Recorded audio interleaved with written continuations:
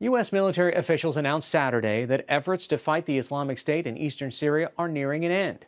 This after U.S.-backed Syrian forces captured the town of Hajin, which is one of the largest urban enclaves controlled by the Islamic State in the region.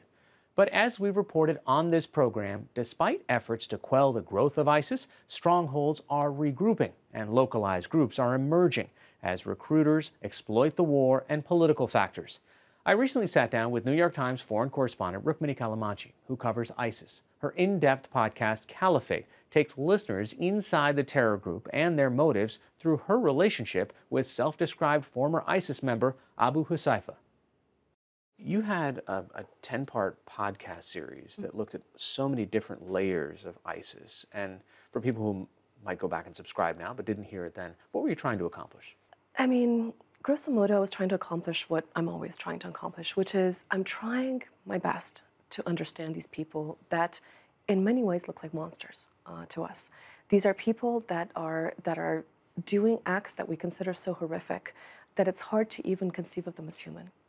And yet, I've been on this beat now for 4 years, and as a result of my work, I've over and over had a chance to speak to them, mostly in jails in Iraq and Syria, but occasionally in the West, which was the case of Abu Huzaifa, who is the Canadian recruit who agreed to speak to us. And what strikes you when you speak to these people is just how normal they come across. And I'm trying to go as deeply as I can into the ideology that makes them tick, because we typically don't talk about that in an effort to not, give it more oxygen. But unfortunately, it's important to try to understand it if we're going to try to stem the growth of this group. How did you get this beat? Did you opt in? Did your editors work? I mean, when you first you joined the Times, what, a few years? 2014. Right. So it's been almost 5 years. I really just happened upon it. It was back when I was at the Associated Press. I was back then the West Africa bureau chief for the AP. In 2012, a group that was affiliated with Al-Qaeda took over the north of Mali. And very quickly, that became the most important issue on my beat. I was being asked to file on that all the time. In 2013, French forces went in to flush them out. I followed behind them, and that was the first major discovery of documents that I made. Basically, I realized that this is a group, Al-Qaeda, just like ISIS, is a group that is highly organized. It has an enormous amount of paperwork to go along with the bureaucracy that it is trying to run. And I realized then in 2013 that much of what Washington sources, from the Pentagon to the State Department, had told me about this group was wrong, was dead wrong.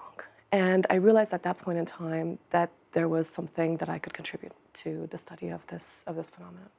As you see people that are in this world, I remember one of the things that was kind of at the end of your podcast, I mean, you caught up with this a year later, the same story, whether or not this individual was gaming the system. Yes.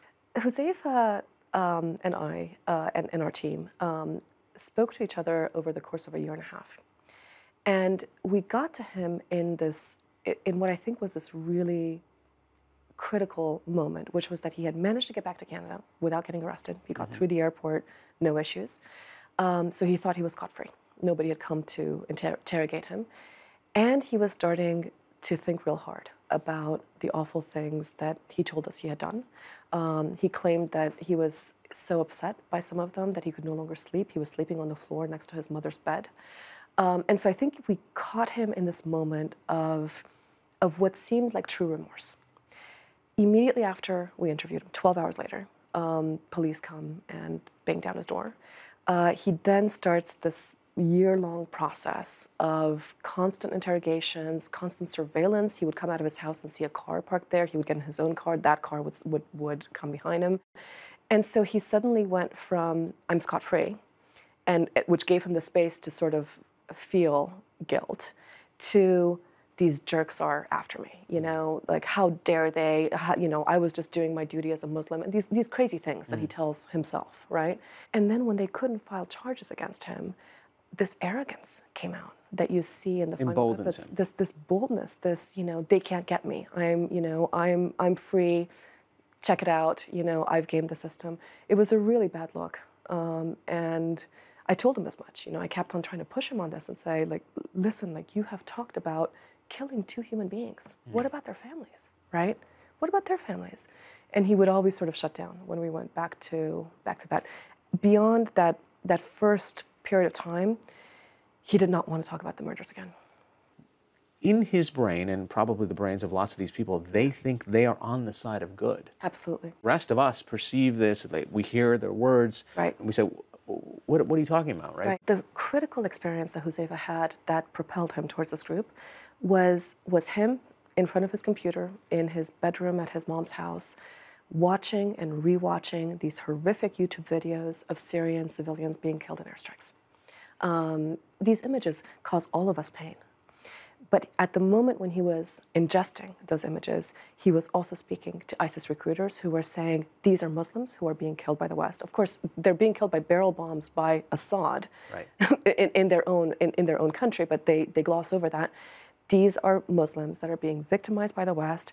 You are one of their Muslim brothers. It is your duty to help them. And then at a certain point, he bought their rationale and found himself, in what was their self-proclaimed caliphate, standing behind a Muslim man about to shoot him to death.